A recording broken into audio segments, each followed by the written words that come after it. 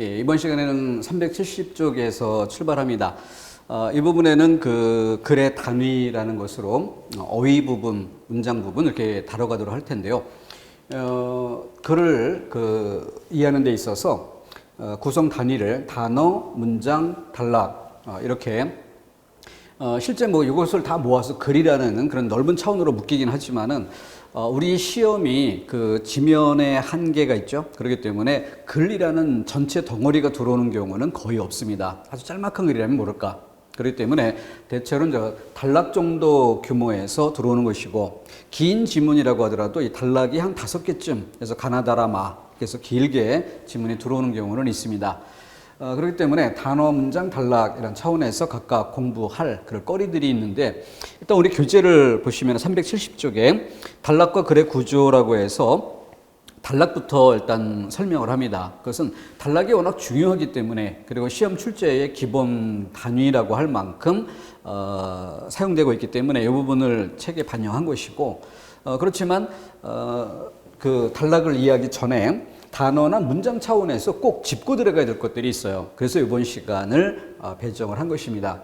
따라서 이번 시간에 다루는 그런 내용은 페이지가 진행은 되지 않는다. 그냥 370쪽이라는 요 한 페이지라고 생각하시고, 대신 관련된 내용들은 문법에도 조금 있고 또 생활국어 항목에도 좀 있고, 뭐 부분적으로는 한자편에 관련되는 부분도 있고, 이렇게 여러 페이지에 분산되어 있는 그런 내용들을 앞으로 우리가 공부해야 될 것을 위해서 한번 모아서 중간 점검하고 들어가자, 뭐 이런 의도가 있다고 보시면 되겠습니다. 그렇기 때문에 뭐 필기나 이런 부분에도 크게 신경 쓸 필요는 없겠고, 지금 그 설명을 위해 제시해드리는 그 판서 내용 이런 것들을 통해서 시각적으로 보면서 우리의 생각의 체계를 한번 짚어보는 그런 정도로 이번 시간을 배정했으면 좋겠습니다. 자, 우선 단어를 대하는 데 있어서 가장 먼저 생각해야 될 것이 이렇게 그 일반어와 특수어라는 이런 용어가 있고, 추상어와 구체어라는 용어가 있어요. 그리고 이런 것들은 보통 그 문장으로 이야기하면 일반적 진술, 특수 진술, 추상적 진술, 구체적 진술, 자, 이런 용어들이 사용되는데, 이때 조심해야 될 부분이 있다면은 이런 거죠. 뭐 일반적 진술, 특수 진술 이런 쌍이 있고, 추상적 진술이 있고, 구체적 진술이 있고, 그죠? 근데 이런 것과 달리 우리가 그 주제문과 뒷받침 문장, 자, 이렇게 말했을 때 이것을 동일시하는데 문제가 있다. 이것은 동일시돼야 될 것이 아니라 약의 관계다. 이런 정도로 일단 주의할 점을 짚어보고 들어가야 되겠습니다. 예를 들어서 아주 좋은 예로 연역법과 귀납법이 있어요. 연역법과 귀납법. 이것을 기호로 표시해 본다면은 뭐 동그라미 셋, 둘, 하나 이렇게 될 거예요. 그러면은 모든 사람은 죽는다. 소크라테스는 사람이다. 그러므로 소크라테스는 죽는다. 주제문이 어디 있겠습니까? 바로 소크라테스는 반드시 죽을 수밖에 없다. 이걸 말하려는데 목적이 있을 것이고, 그것을 뒷받침하기 위해 모든 사람은 죽는다를 근거로 쓴 거죠. 따라서 일반적 진술이 뭐가 돼요? 뒷받침 문장이 되고, 가장 특수한 진술 이 부분이 주제문이 되는 이런 양상입니다. 연역법이면 특수 진술이 주제문이 된다. 그런데 반대로 귀납법이 되면 당연 일반적 진술이 주제문이 되겠죠. 그런데 이 부분을 무시하고 일반적 진술이 곧 추상적 진술이요, 추상적 진술이 곧 주제문이다 라는 식으로 동일시해버리는, 여기는 문제가 있는 거죠. 그러니까 이렇게 획일화하는 데 문제가 있고, 여러 가지 소설 방법, 어휘의 특징, 문장 소설 방법의 특징 이런 것들을 종합적으로 판단을 해서 필자의 의도가 어디 있느냐 이걸 찾아내는 것이 국어의 독해라 할 수 있겠습니다. 자, 그러면서 지금 일반적 진술, 특수 진술, 추상적 진술, 구체적 진술 이 관계도 이 그림에서 보다시피 이렇게 접근하는 시각 자체가 다른 그런 용어입니다. 즉 지금 여기 교육이라는 용어와 고등학교 교육이라는 용어를 견줘보면 일반과 특수라는 면에서 교육이 일반어이고, 상대적으로 학교 교육은 교육에 대해서 특수한 항목 어휘가 되겠고, 또 학교 교육과 이렇게 묶지 않고 이렇게 묶는다면 학교 교육이 상대적으로 일반어이고 고등학교 교육이 특수어가 되는 거죠. 그렇게 일반과 특수라는 것은 상대적 관계예요. 이렇게 묶었을 때는 학교 교육이 일반어, 특수어가 됩니다. 그죠? 일반어, 특수어. 방향도 그렇게 표시할까요? 이렇게 묶었을 때. 그런데 이렇게 묶었을 때는 학교 교육이란 이 동일한 단어가 특수어에서 이번에는 상대적으로 일반어가 되고 이것이 특수어가 되는 거죠. 이게 상대적 관계예요. 과일과 사과, 풋사과도 똑같은 관계가 되겠죠. 그런데 추상과 구체라는 측면에서 접근해버리면 감각의 유무라는 기준에 따라서 구별이 되는 것이니까 감각할 수 있다 없다 이것으로 절대적 관계가 됩니다. 그래서 교육이라는 단어, 고등학교 교육이라는 단어는 추상, 감각할 수 없는 추상적인 단어가 되고 과일 또는 사과, 풋사과 이것은 감각할 수 있는 구체어가 되는 거죠. 따라서 추상과 구체는 비교 대상의 어휘가 없어도 그 자체로 추상어인지 구체어인지 판단이 가능한 것이에요. 그런데 일반어인지 특수어인지는 비교, 견주어 볼 상대의 단어가 있어야 그것에 상대적으로 일반적이다, 특수하다를 말할 수 있는 거지 한 단어만으로는 일반 특수 자체를 판단할 수 없다. 이것이 상대적 관계이죠. 자, 그렇기 때문에 여기다가 이제 주제문 뭐 이런 것들을 따져보는 것 또한 별개 항목이 돼야 한다는 것이죠. 가장 주의할 것으로는 획일화하지 말자. 일반어를 추상어와 동일시해서는 안 된다.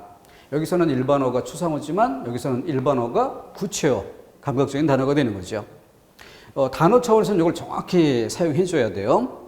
그런데 보통 일반적으로 다른 단원에서는 그리고 또 다른 과목에서는 일반이라는 말과 특수보다는 구체보다는 추상이라는 단어를 동일한 단어쯤으로 여기는데 이것을 약의 관계로 보자. 그렇게 관련이 되는 경우가 많다. 그런데 정확히 용어를 짚고 들어갈 때는 이게 동일시될 수 있는 단어는 아닌 것이다. 역시 주제문이라는 것도 약의 관계로 그러할 가능성이 높지만 항상 그러한 것은 아니다. 조건에 따라 다를 수도 있다라는 여지를 두고 들어갔으면 좋겠습니다. 자, 그래서 마련해 본 페이지고요. 자, 이번에는 일반과 특수라는 측면에서 앞으로 우리가 궁극적으로는 독해에 활용돼야 되겠죠. 독해에. 그래서 여러 그림표로서 출발해 봤으면 좋겠습니다. 자, 여기에 동그라미 셋 줄 하나로 표시해 볼까요? 자, 일반과 특수입니다. 가장 특수한 항목의 기역, 니은, 디귿을 예로 들어봤어요. 좀 더 묶어서 일반어 했더니 한글 자음이라고 됐고 A, B, C를 묶어서 일반어 했더니 알파벳 그리고 동그라미, 네모, 세모 묶어서 평면, 도형 이렇게 일반화된 개념을 제시해 봤습니다. 그것을 다시 한번 더 상위 항목으로 묶어갈 때 한글 자음과 알파벳은 문자로 묶일 수 있고 평면 도형은 도형이라는 다른 일반화된 범주로 묶여갑니다. 자, 그러면은 예를 들어서 글을 쓸 때 기역에 해당하는 단어와 니은 아니면 디귿에 해당하는 단어를 짝지어 글을 썼다면 가장 낮은 차원에서도 동류, 같은 유에 속하는 개념을 사용해 글을 썼기 때문에 인접한 느낌이 강하겠죠. A와 B를 나란히 짝지어서 글을 써도 인접한 느낌이 강할 겁니다. 동그라미와 네모를 써도 마찬가지일 거고. 자, 문제는 굳이 예를 들어본다면 뭐 1번 답지에 기역과 니은을 짝지은 글쓰기 2번에 A와 B를 3번에 동그라미와 세모를 다 가장 낮은 차원에서 인접한 어휘를 썼기 때문에 통일성이 있다. 그죠? 인접성이 높다. 이런 느낌을 줄 겁니다. 자, 그러면 문제가 되는 건 4번, 5번 선택지를 더 두어서 기역하고 A를 섞어서 글을 쓴 경우와 기역하고 세모를 섞어서 글을 쓴 경우 어떤 글의 두 단어 관계가 좀 더 이질적이어 보일까?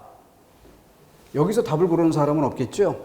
그러니까 국어에서 많은 부분이 이렇게 특별한 공부가 없어도 그냥 지워질 만한 답지가 꽤 많습니다. 결국 답이란 4번, 5번 중에서 고르는 거겠죠. 거리감이 더 큰 게 뭐겠어요? 당연 4번보다는 5번이 더 크다. 그 이유는 뭡니까? 기역과 A도 이질적이고 기역과 세모도 이질적이지만 기역과 A는 바로 한 단계 상위 항목에는 서로 이질적인 한글 자음안의 개념이고 알파벳의 개념이고 이것을 이류 개념이라고 해요. 상위 유개념으로 묶어갈 때 같은 동류가 아니라 서로 다른 유개념 안에 속한다. 그런데 한 번 더 한 단계가 아니라 두 단계를 끌어올리니까 문자라는 같은 유개념 안에 묶이는 동류 개념이 성립된다는 거죠. 그런데 기역과 세모의 관계는 어때요? 한 단계가 아니라 두 단계까지 끌어올려도 여전히 이류 개념이기 때문에 그래서 4번보다 5번이 거리감이 더 크다. 이와 같은 어휘를 사용해 글을 썼을 때 가장 어색한 느낌을 줄 수 있다. 이렇게 평가해 볼 수 있는 거죠. 자, 이것이 일반화하여 이해하기입니다. 자, 그렇다면 앞으로 우리가 공부해 갈 그런 독해 문제에서 가장 낮은 기역, 니은, 아니면 A, B, 동그라미, 네모 이런 차원에서 단어를 주고 이것과 좀 다른 이질적인 것을 섞어서 답하는 이런 문제는 거의 안 나오겠죠. 이런 건 초등학교, 중학교 수준에서나 가능할 겁니다. 우리 시험에 출제되는 것은 조금 전에 제시했었던 선택지 중에 1, 2, 3번과의 관계를 묻는 게 아니라 4번과 5번의 관계 이 정도 차원에서 글을 이해할 수 있는가 이렇게 묻는 짜임새라고 보시면 될 것입니다. 자, 그래서 1문 철수는 영어를 잘하고 영희는 불어를 잘한다. 이때 영어하고 불어라는 두 단어의 관계를 보십시오. 외국어라는 점에서 앞서 그림으로 주었던 기역과 니은의 관계 아니면 A와 B의 관계 이렇게 아주 인접한 느낌을 주죠. 자, 그에 비춰서 두 번째 문장 바다는 파도가 없이 잔잔했고 하늘은 구름 한 점 없이 청명했다. 자, 이와 같은 문장에서 우리가 대체로 글의 방향이 같은 방향에서 매끄러운 느낌을 주는가 아니면 서로 좀 이질적인 느낌이 강해서 어색한 느낌을 주는가 대체로 매끄러운 느낌을 준다 이런 느낌을 받을 수 있을 거예요. 그럼 왜 그런가 이런 차원에서 핵심적인 단어 파도하고 구름 이 두 개를 견줘보면 기역이나 니은의 관계 아니면 A나 B의 관계 동그라미와 세모의 관계 이런 건 아니라는 거죠. 1차적인 단계에서는 동류 개념이 아니라 이류 개념이었다. 그런데 1차적인 단계로 묶어가는 게 아니라 두 단계, 2차적인 단계까지 끌어올렸을 때 바다를 한 단계 상위 개념으로 묶어가면은 바다의 상태라 할 수 있고 구름을 한 단계 상위 유개념으로 묶어가면 하늘의 상태라고 할 수 있는데 한 단계가 아니라 두 단계를 끌어올리면 파도, 바다 그리고 더 나아가 날씨, 구름, 하늘, 더 나아가 날씨.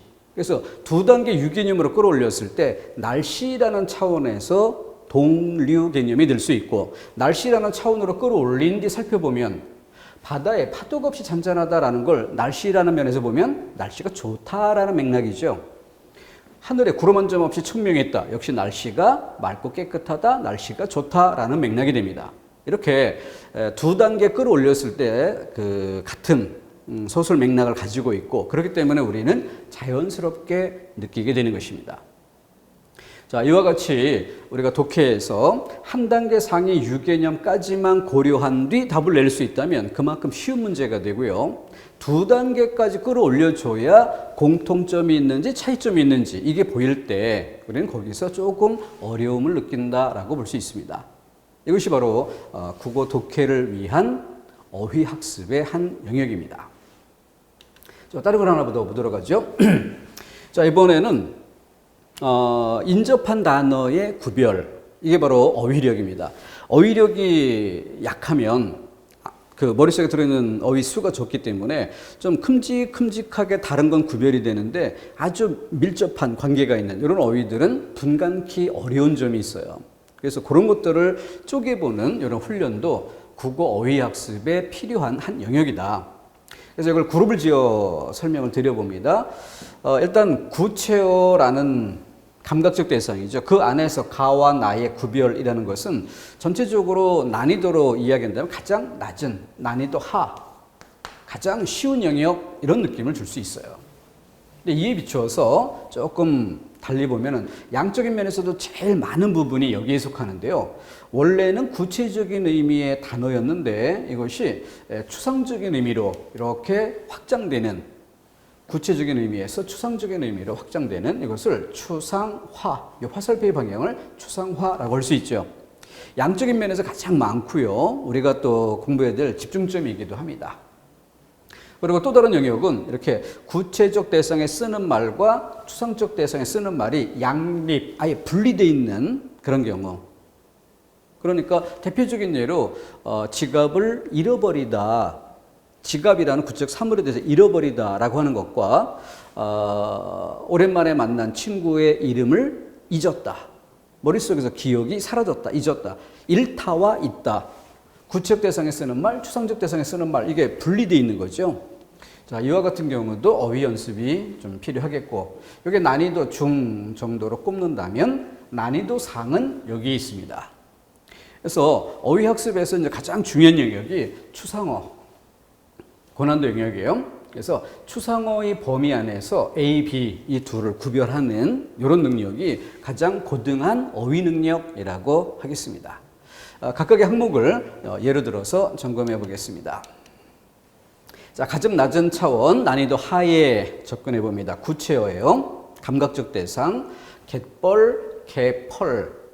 그래서 사전적 의미로 따져보면은 그 바닷가의 땅은 맞는데 공통점이 있는데 밀물과 썰물 때 바닷물이 드나드는 그러한 땅과 그 다음에 갯벌, 바닷가의 땅이지만 물이 드나드는 곳이 아닌 그 다음, 이렇게 공간적으로 구별하는 이런 식으로 사전에 많이 설명되어 있어요.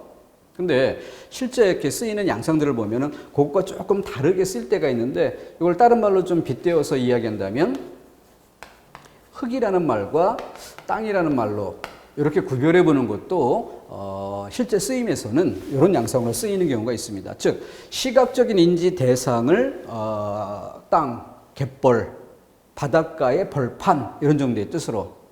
근데 시각적인 인지 대상이 아니라 그 시각적 인지 대상인 갯벌을 이루는 소재 그 자체의 흙, 개흙, 이것을 개펄, 이렇게 용어를 쓸 때가 있다는 것이죠. 그렇게 한번 구별해 보면 좋을 것 같고, 아예 이게 힘들면, 번거로우면 이걸 무시하고 땅과 흙이라는 용어로 구별해 보는 것도 좋습니다. 껍데기, 껍질, 어법과 비문이라는 영역에서, 어휘 영역에서 많이 챙겨보는 단어죠. 그래서 딱딱한 것과 무른 것이라는 것으로 구별하죠. 매무새와 매무시, 매무시는 과정으로서의 동작, 매무시하는 동작, 매무새는 그 매무시한 결과 나타난 모습, 매무새. 매무시를 잘 해야 매무새가 난다. 이렇게. 귀지와 귓밥, 7급에 출제가 되어서 이렇게 사용됐던 바 있었던 단어죠. 차선, 차로. 그러니까 페인트로 그려놓은 선이 차선이라고 한다면 페인트로 그려놓은 차선과 차선 사이의 공간, 이걸 차로라고 하는 거죠. 따라서 버스 전용 차로라고 해야지 버스 전용 차선이라고 하면 안 되는 것이고, 차로 변경이라고 해야지 차선 변경이라고 하면 적절치 않은 말이죠. 그런데 이 버스 전용 차로라든가 이런 개념이 만들어질 때 고속도로 도로교통체증 아니면 시내 교통체증 때문에 버스 전용 차로 이걸 처음 만들 때 어휘를 잘못 사용해가지고 버스 전용 차선 이런 용어를 먼저 써버렸기 때문에 나중에 그 용어가 적절치 않다고 생각해서 바꾸고는 있으나 이미 많은 사람들에게 머릿속에 깊이 각인돼 있어서 용어를 올바르게 고쳐 쓰는 것이 쉽지 않아 보이는 면도 있습니다. 그래서 꾸준히 노력할 필요가 있다. 자, 가장 낮은 단계로 구체어 안에서 인접한 두 단어의 구별이라는 점으로 소개를 드려봤고요. 다음, 이번에는 양쪽으로 제일 많다라고 이야기했었던 추상화. 그래서 맨 밑에 갈등이라는 단어 볼까요? 갈등이라는 단어는 본래 칡갈이란 글자고 등나무 등이란 글자예요. 그러니까 칡이라는 식물과 등나무라는 식물인데 이 두 식물의 공통점이 뭐예요? 줄기 식물이고 이 줄기가 뻗어나가면서 꾸불꾸불하기도 하고 서로 뒤엉키기도 하는 이런 특징을 갖고 있죠. 그러다 보니까 이런 눈으로 볼 수 있는 구체적인 식물이 그것으로부터 관념적인 이런 차원으로 바꿨을 때 뭐가 돼요? 갈등이라고 하는 이렇게 할까 저렇게 할까라는 혼란스러운 마음의 상태, 식물의 덩굴이 뒤엉키는 이런 모습으로부터 마음이 뒤섞이는 이런 상태를 나타내는 것으로 이렇게 추상화된다. 한자 시간에 요 기울보, 도울보라는 두 글자 설명했던 바 있죠. 그래서 찢어진 옷을 꿰맬 때 깊다. 그리고 구멍난 천을 새로운 천을 덧대고 꿰매다라고 할 때 채우다. 이 의미가 추상적인 차원으로 넘어가면은 수리하다 또는 부족한 것을 채운다는 의미의 돕다. 그래서 도울보. 문법 시간에도 설명드렸던 바 있습니다. 자, 여기는 실말이라는 이런 글자인데 구체적 의미로 실말이보다는 실머리라는 말이 구체적 의미를 잘 설명해 줄 수 있을 겁니다. 실의 끝. 실패를 감았을 때 그 실이 끊어진 끝부분, 실의 머리예요. 근데 그것이 추상적인 관념적인 이런 뜻으로 확대되면 바로 사건 해결의 실마리 이런 뜻으로 사용이 되는 거죠. 그리고 여기 흑토가 밑에 들어가 있는 거푸집형이라는 글자, 거푸집. 이런 구체적인 사물, 벽돌 찍어낼 때 진흙을 채워서 벽돌 모양을 만들어내는 나무로 된 상자 모양의 그 틀, 이걸 거푸집이라고 하는데 그것이 추상적인 면에서 본보기란 뜻으로 쓰이는 이것이 바로 구체적 의미의 추상화입니다. 지금 여기 예로 든 단어의 상당 부분이 한자로 채워져 있음도 볼 수 있겠고요. 이렇듯 우리말 어휘 속에 아주 많은 양을 차지하고 있는 그런 한자어, 전체적으로는 한 60% 정도를 한자어라고 대략 이야기하는 편인데 이것이 친구와 인사를 하거나 이런 정도가 아니라 조금 더 학습이거나 전문적인 이런 영역으로 갈수록 그 비율은 점점 늘어나죠. 그래서 60%가 아니라 80%, 90%까지 한자어 부분이 늘어납니다. 그렇기 때문에 한자 공부를 안 할 수 없다는 얘기고 앞에서도 우리 한자 부분 얘기할 때 9급에는 2문제, 7급에는 4문제가 평균적인 양이지만 그러나 10%나 20%의 문제가 아니라 그것보다 훨씬 많은 비중을 차지한다고 봐야 한다. 그런 점을 설명드렸던 바 있습니다. 자, 다음 양립하는 어휘. 그래서 한자에서 설명드렸던 머리혈이라는 부수와 머리수라는 부수. 머리혈이라는 부수는 대개 이 머리통이라는 구체적인 사물을 표현하는 돌아볼 고개를 돌려서 돌아봐야 되니까 이럴 때 쓴다는 점 지적했었고, 요거는 우두머리처럼 추상적인 관념적인 이런 뜻을 나타내는 경우에 더 많이 사용된다. 조금 전에 예를 들었던 있다와 일타도 예를 들어봤고요. 들치다와 들추다. 그러니까 뭐 이불자락을 들어올리다. 이불자락을 들어올리다 라고 하면 들치다. 그런데 과거를 들추다. 사건을 지난번 사건을 들추다 라고 할 때 추상적 관념적인 그런 뜻으로 쓰는 거죠. 이렇게 양립하는 어휘, 구체적 대상에 쓰는 말, 추상적 대상에 쓰는 말, 그것도 점검해 두는 게 필요하겠습니다. 독립대 문제로 제일 많이 출제되는 영역은 어법과 비문이라는 항목이죠. 다음, 다시 이 전체 그림표에서 난이도가 좀 제일 높다 할 수 있었던 이 추상어의 영역이죠. 단어학습의 꽃이라 할 수 있겠습니다. 추상적인 영역. 자, 추상어 안에서의 구별. 자, 시각, 시간. 우리는 두 가지 의미를 거의 통합해서 이 시간이란 단어 하나로 예까지를 묶어서 이렇게 사용하는 경우가 많죠. 그런데 구별해 쓸 필요가 있습니다. 적어도 학습자라면, 수험생이라면. 그래서 강의가 시작되는 시각은 9시이고 강의가 진행되는 시간은 4시간이다. 이렇게. 시각은 9시, 진행되는 시간 4시간. 이렇게. 자, 여기는 기본형으로 쓰기보다는 활용된 모습으로 단어를 표기해 봤는데요. 나누다와 노누다. 나누다라고 하는 것은 한자로 표현하면 나눌 할이라는 이런 글자로, 그러니까 칼로 쪼개듯이 분리하는, 여기에 초점이 있는 것이죠. 그죠? 그런데 노느다라는 말은 뭐예요? 노느다라는 말은 분할이 아니라 분배. 이미 나눠져 있는 것을 쪼개는 건 이미 돼 있는 거예요. 근데 그 쪼개져 있는 것을 각자에게 돌아갈 몫을 분배하는 것. 이게 노느다죠. 노느다. 그러니까 덩어리진 것에 대해서 노나 먹어라고 하는 것은 적절치 않고 나누어 먹어라는 게 적절할 수 있고, 이미 분리된 개체, 이를테면은 식빵 덩어리를 주면서 얘기할 때는 나누어 먹어 이게 더 적절하겠지만, 연필 한 다스를 주면서 너네 둘이서 너네 셋이서 사용해라고 할 때는 노나 써라고 표현을 하는 게 더 적합하겠죠. 우리 학습 도입학습 단계에서 지적했었던 것이고, 이 펼신이라는 글자도 좀 이 영역을 넓게 하다라고 쓰일 때와 영역을 넓게 하는 것이 아니라 속에 들어있었던 마음을, 속에 들어있었던 뜻을 밖으로 드러내다라고 할 때 펴다. 느긋하다와 누긋하다. 오른쪽에 우모음을 쓴 누긋하다는 안달복달하지 말고 누그러지게, 이럴 때 쓰는 거죠. 그런데 느긋하다는 건 뭐예요? 예를 들어서 뭐 가을에 추수를 다 끝내놨을 때 그때 풍족함을 바탕에 두고 나오는 마음의 여유, 이걸 얘기할 때 느긋하다. 그죠?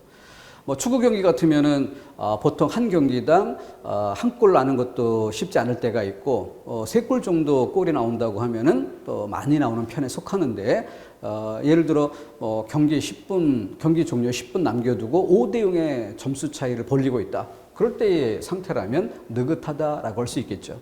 느긋하다와 누긋하다. 긴장되지 않고 여유롭게라고 하는 것은 누긋하다. 풍족함을 바탕에 둔 마음의 상태, 느긋하다. 이렇게. 동감, 공감이란 단어도, 그래서 이것으로 잘 뜻이 구별되지 않는 그런 의미가 있기 때문에 agree with라는 말로 이 동감이라는 것은 상대방의 생각을 내 생각적으로 좀 끌어들이는 이런 특성이 있어요. 그러니까 무리수가 따를 수 있죠. 무리수가 있을 수 있어요. 상대방의 생각을 내 생각적으로 끌어들여야 되니까. 그런데 공감, sympathies, 이 단어는 나는 나, 너는 너. 하지만 내가 느끼는 감정적 상태를 너도 네 자리에서 같이 한번 그냥 느껴봐라. 이런 정도로 내맡겨주는 이런 성격이 있기 때문에 화법에서 동감의 화법, 공감의 화법 이런 말을 쓴다면, 공감의 화법은 내가 느끼는 바를 너도 느껴라는 정도니까 좀 부담을 주지 않는 그런 화법이 될 수 있지만, 동감의 화법이라는 건 너도 생각을 바꿔서 내 생각처럼 가져야 돼. 이걸 요구하기 때문에 좀 무리할 수 있다는 것이죠. 이런 차이.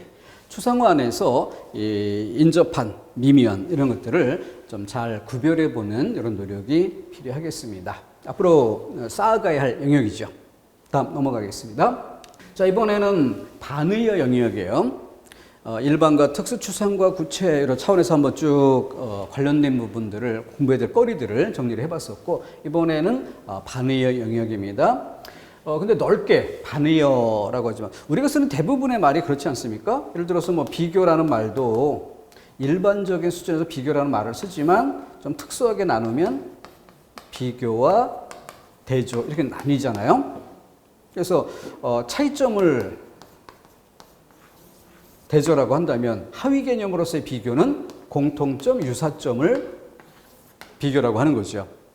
이 두 가지를 모두 묶어서 상위 개념으로 비교 이런 용어를 쓰는데, 난 친구와 나를 비교하는 거, 남과 나를 비교하는 거 정말 싫어 이렇게 이야기한다면 바로 상위 개념으로 비교를 쓴 것으로 하위 개념으로 쪼개면 남들과 대조하는 게 나는 싫다 이렇게 말해야 하는 경우를 일반어 수준에서 묶어서 쓴 거죠.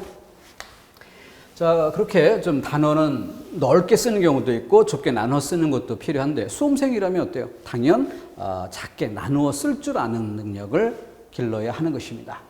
자, 반의어를 반대된다라고 막연하게 쓰는 게 아니라 좀 더 작게 쪼개면 양분적 대립, 극성 대립, 다분적 대립 이렇게 쪼갤 수 있는 것이고, 이것을 독해 문제에 적용한다면 두 단락으로 쓰였는데 맨 앞에 뭐 남자는 대조부조사 는 이렇게 나옵니다. 그러면 당연 읽기도 전에 둘째 단락에 대해서 여자는이라는 단어가 이어지지 않을까라고 추론적으로 독해 문제를 접해갈 수 있어요.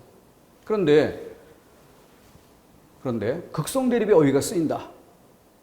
이를테면은 차가운 것은 어떻다라고 이야기하면 뒤에 당연히 뜨거운 것은 이렇게 나오는 게 아니라 뒤에 미지근한 것은 아니면 뜨거운 것은 대신에 뭐 따뜻한 것은 이런 정도 수준에서 뒤에 이어질 수도 있다는 거죠. 자, 그래서 어휘의 양상에 따라서 뒤에 추론적인 이해 능력의 폭이 달라질 수 있는 거죠. 그것이 너무 극단적인 경우로만 단순화된다면 역시 쉬운 수준의 문제는 빨리 풀리겠지만 복잡하고 어려운 수준의 문제는 막히는 경우도 생길 수 있습니다. 자, 양분적 대립, 남, 여처럼 딱 둘로만 나뉘는 생과 사, 딱 둘로만 나뉘는 이런 어휘를 양분적 대립이라고 하고 양분적 대립의 어휘는 한쪽을 부정하고 다른 한쪽을 부정하면 모순이 발생한다라고 해서 이 부분을 모순관계라고도 표현합니다.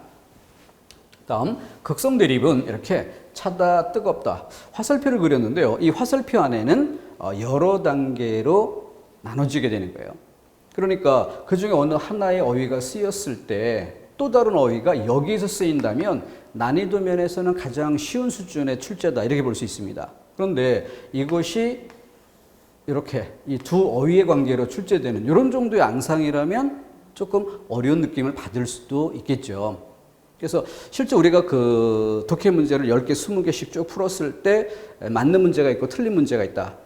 10개를 풀었는데 8개 맞고 2개를 틀렸다. 그럼 틀린 문제를 골랐을 때 거기에 사용된 어휘 수준이 어떨까를 보면 맞춘 8개 문제는 이런 큰 대립의 구도에서 출제된 어휘가 많았다면 틀린 문제는 좀 더 인접한 것을 출제한 이런 경우가 사용됐을 그럴 가능성이 큽니다.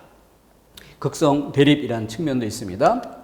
다분적 대립이라는 건 대립의 이 방향 자체가 여러 갈래인 것을 나타냅니다. 그러니까 희다란 단어가 나왔다고 해서 꼭 검다란 단어가 나온다는 보장 없고 회색이 나올 수도 있지만 희다 말고 파랗다나 아니면 붓다 이런 단어들이 나올 수도 있는 거죠. 그렇죠? 금이 나온다고 해서 금, 은, 동 이렇게 해서 동을 생각할 게 아니라 금이 나오면 뭐 사파이어나 다이아몬드 이런 것들이 나올 수도 있다는 거죠. 그게 바로 다분적 대립의 어휘입니다. 그러니까 추론적인 그런 사고 능력에서 추리의 폭을 넓혀줄 수 있는 힘이 이 어휘에 있는 것이죠. 자, 그러면은 자투리 항목으로 여기는 반대관계 어휘를 4가지를 들어보였어요. 그 중에 부정어만 4가지를 뽑아봤는데 없을 무, 그를 비, 아닐미, 아닐부 4단어에 초점을 두어 봅시다. 우리 머릿속에 막연히 OX에서 X 이것으로만 떠오를 수도 있어요. 나누지 않고 뭉뚱그리면 막연하게 X 이런 느낌만 듭니다. 그런데 관련된 어휘를 견주니까 어때요? 없을무라는 것은 유무라는 관계 속에서 그러니까 존재하지 않음이란 뜻이에요. 존재하지 않음. 그런데 그를 비란 글자는 옳을 시란 글자와 견주어 보니까 가치 판단의 면에서 옳지 못하다라는 뜻, 존재하지 않는다라는 뜻과 다르지요. X 하나가 아니라 차이점이 보입니다. 없을무와 그를 비의 차이가 보여요.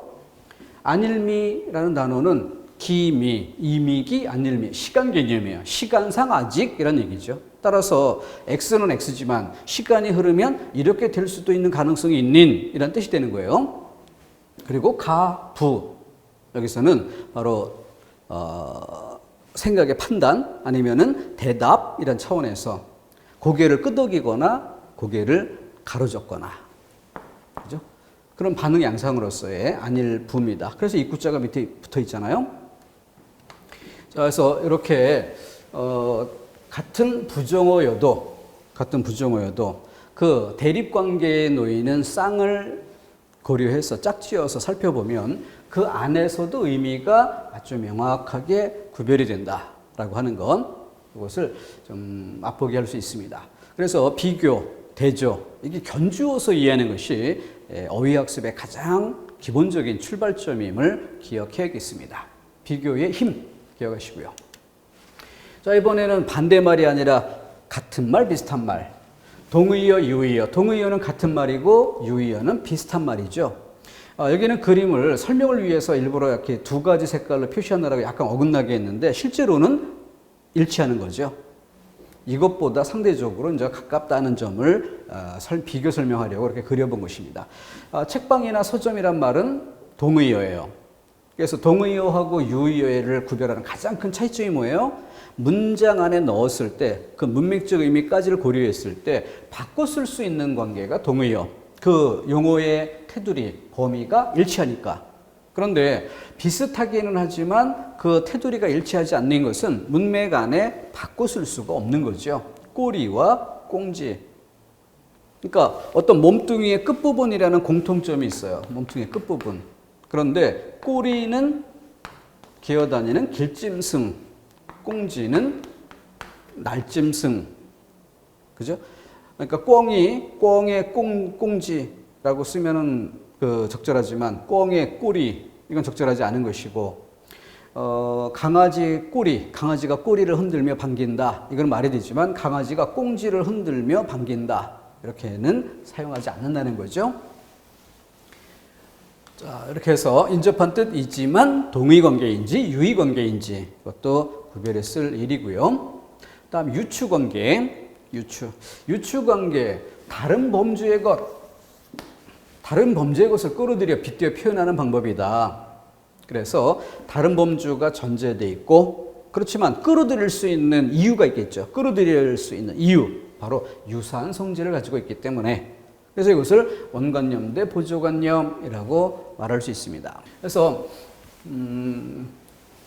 정치인들의 말이나 외교적인 표현 이런 것들은 직설적으로 명시적으로 이렇게 쓰는 경우가 흔치 않죠. 왜냐하면은 한 번 내뱉은 말을 바꿀 수가 없기 때문에 그렇습니다. 즉 원관념의 용어로만 표현하는데 그만큼 부담이 큰 거죠. 그러니까 대략적인 뜻을 암시적으로 쓱 흘려서 전달은 하되 나중에 그게 문제가 되면 발뺌할 수 있는 여지 이런 걸 남기려고 그러다 보니까 비유적인 표현, 보조관념을 이용한 표현 이런 것들을 많이 사용하게 되는 겁니다.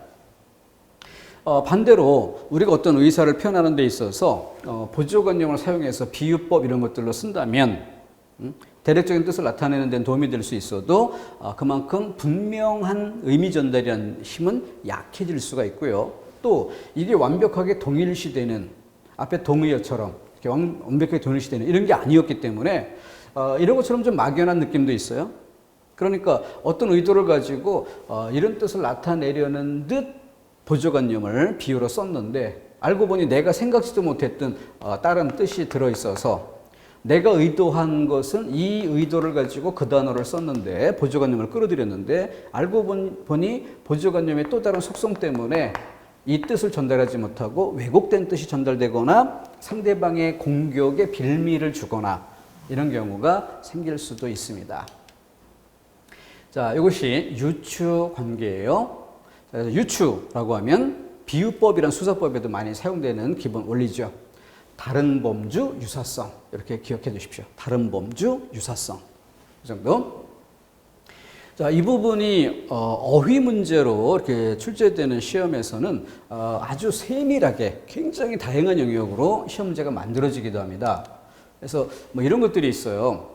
유추관계, 어휘의 유추관계라는 건데 뭐 주체나 객체 관계에서 용도관계, 행위관계, 용어와 속성의 관계, 주체와 객체, 작가와 작품, 또 일반과 특수관계 맨 앞에서 다뤘던 내용이죠.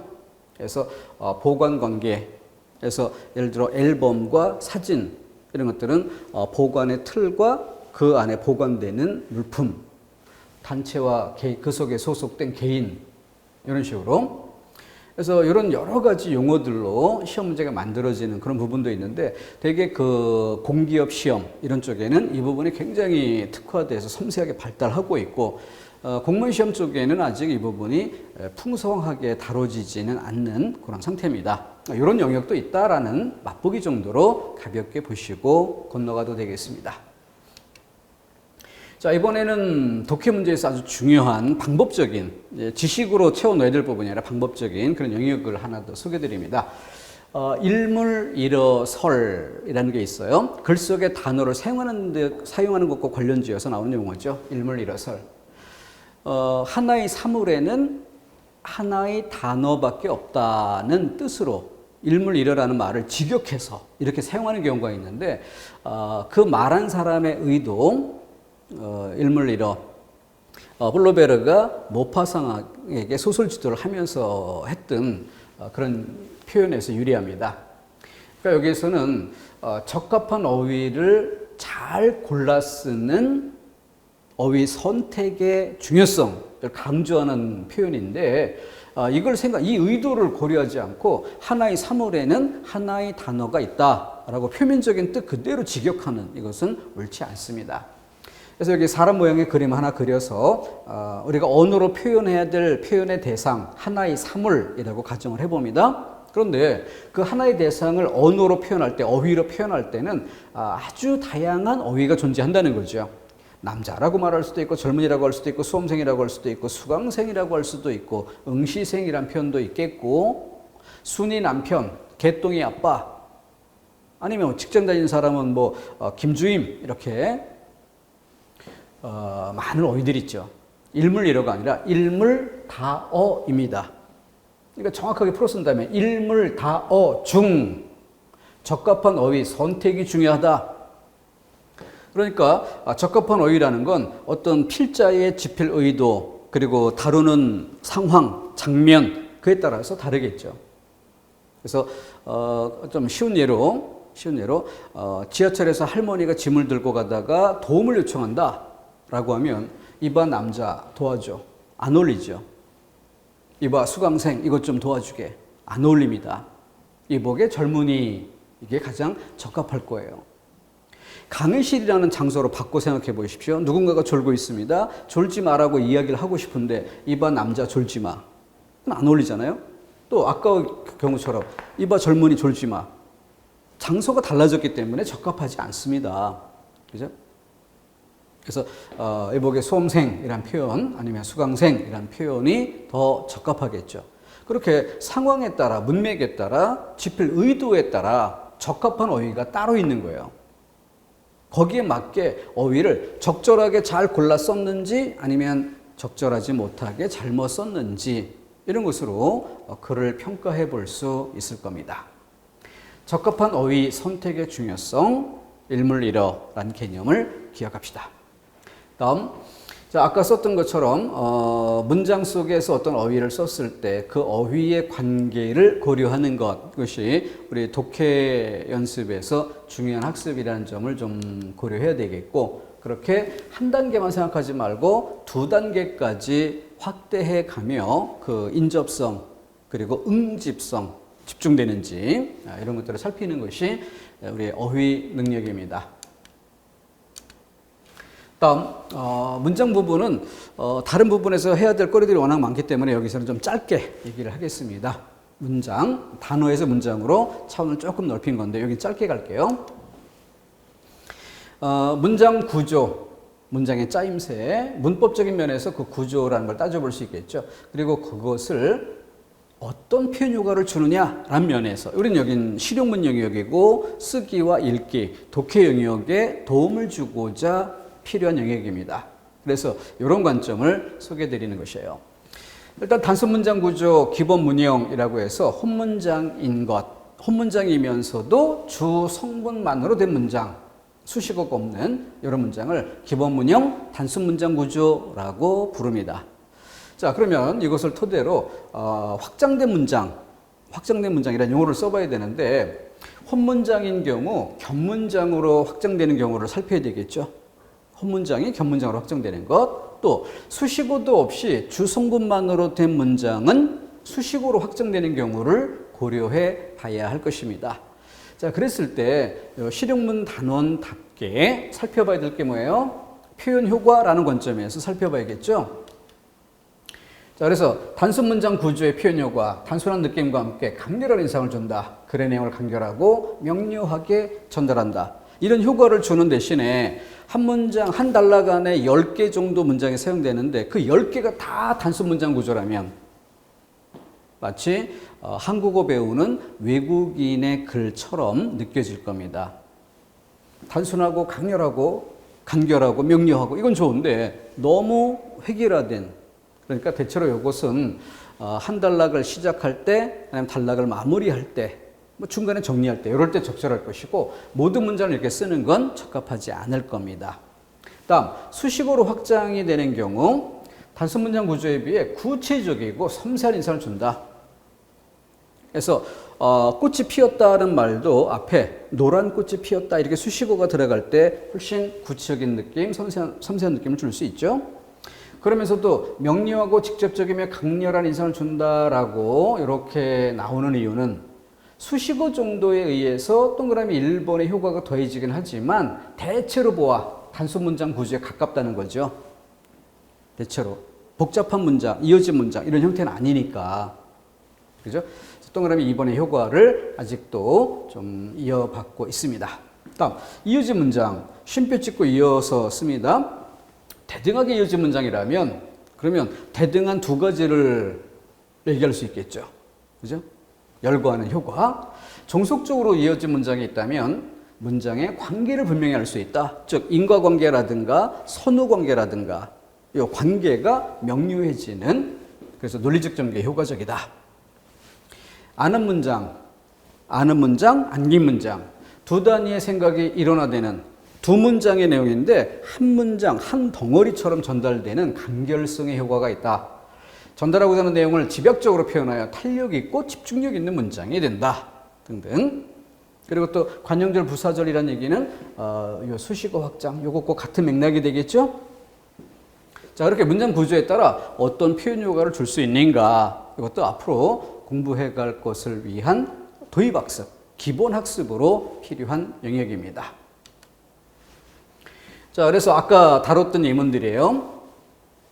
자, 이것을 형식상 평행 구조의 내용상 관계에서 철수는 영어를 잘하고 영희는 불어를 잘한다. 이 문장에 비해서 바다는 파도가 없이 잔잔했고 하늘은 구름 한 점 없이 청명했다. 그래서 한 단계 상위 유개념 안에 같은 성격의 종개념들, 그래서 유사성을 느낄 수 있는 어휘관계였고 여기는 한 단계 상위 유개념에서는 아니었지만 두 단계 유개념까지 끌어올리면 동류개념임을 알 수 있다. 파도를 통해 날씨 좋다는, 구름을 통해 날씨 좋다는, 구름이 없으니까 날씨가 좋다는 이런 의미로 묶을 수 있다. 자, 그럼 이런 맥락처럼 밑에 문장을 이번엔 추가해서 봅시다. 저기 인생은 짧고 예술은 길다라는 문장이 나왔어요. 그래서 아주 단순한 문장인데 이어서서 이어진 문장, 확장된 문장으로 쓴 경우고요. 그런데 여기에 인생은 짧고 예술은 길다라는 이 문장을 봤을 때 어떤 느낌? 필자의 중심 생각이 어디에 있을까? 이런 생각을 한번 해보죠. 그러면 어때요? 인생은 짧고 예술은 길다. 그러면 뒤에 접속어에서도 또 봐야 되는데 필자의 생각은 뒤에 있다는 것을 느낄 수 있어요. 근데 필자의 생각이 뒤에 있다라는 것을 우리가 알게 되는 근거, 그렇게 판단할 수 있는 근거 어디에 있느냐 따져보면은 짧다 길다를 말하는 문장이었기 때문에 짧다 길다라는 길이 개념으로 한정해서 보면 앞에 문장 인생은 논할 필요가 없는, 따질 필요가 없는 명료한 단어예요. 길이를 얘기할 때는. 길을 얘기하지 않는 다른 경우에 어떤 가치를 얘기하거나 이럴 때 인생을 논한다? 굉장히 어려운 얘기죠. 근데 그게 아니라 길이 이걸로 따지는 거니까 보통 100년도 살기 어려운, 말하지 않아도 분명한 명료한 뜻. 근데 길이라는 면에서 예술 이렇게 따져보면은 따져볼 필요가 있는, 그러니까 자연스럽게 무게중심이 뒤쪽에 놓이게 되는 것입니다. 이렇듯 인생이란 단어와 예술이란 단어, 이미 익숙히 알고 있는 단어와 논할 필요가 있는 단어라는 성격 때문에, 이 두 단어의 성격 때문에 이 문장이 대등하고 동등한 수준의 내용을 담고 있음에도 무게중심이 뒤쪽에 쏠린다는 걸 알 수 있고, 여기서 우리는 필자의 의도를 잡아낼 수 있는 겁니다. 자, 이것을 양쪽으로 길게 불려서 생각해 보세요. 이것이 1단락이고 이게 2단락이라고 가정해 봅시다. 그때 주제문을 찾을 때 1단락을 주제라고 한 1번 답지, 2단락을 주제라고 한 2번 답지, 1단락과 2단락을 모두 묶어서 말하고 있는 3번 답지.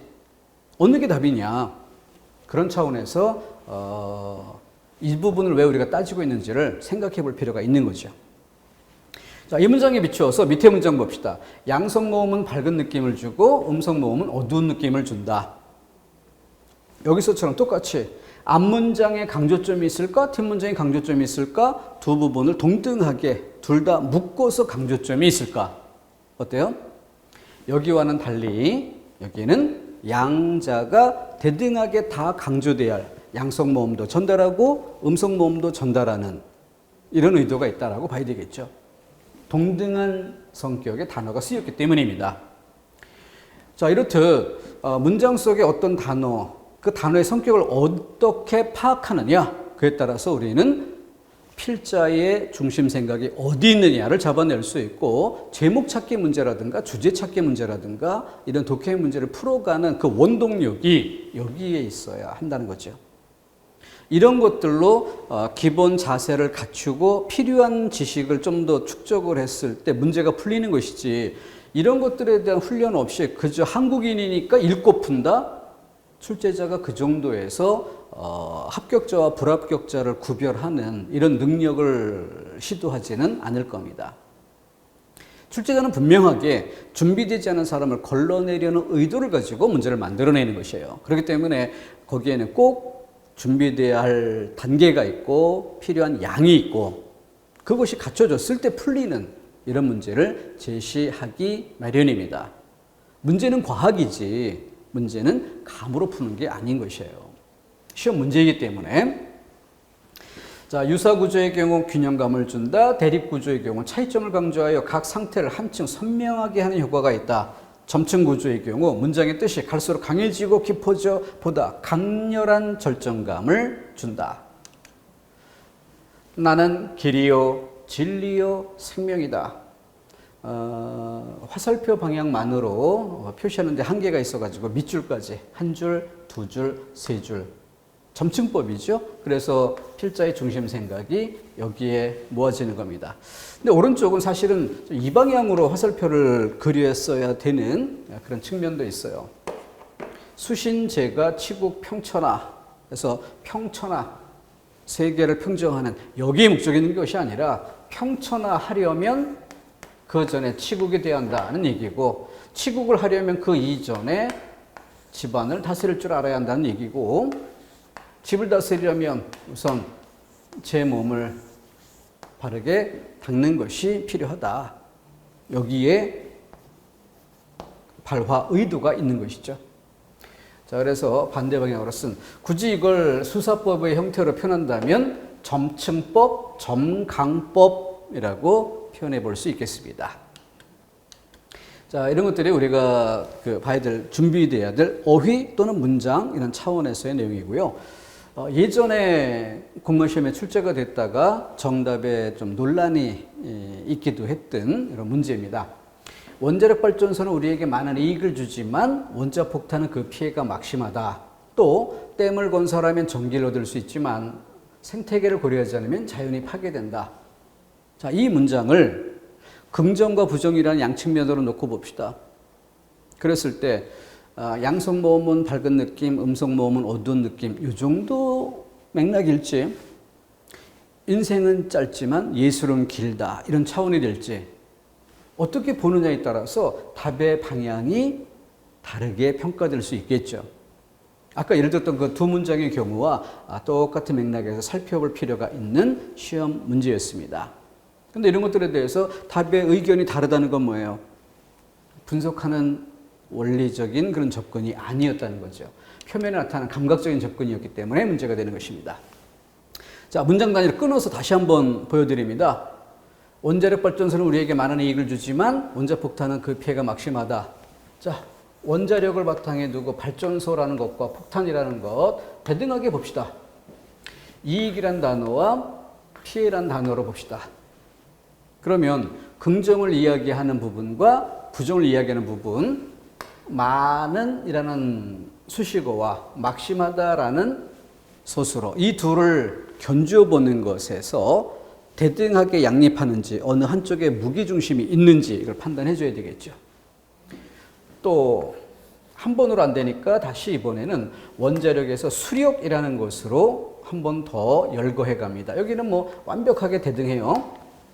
근데 거기에 댐을 건설하는 경우와 생태계를 고려하지 않으면 이런 경우 전기,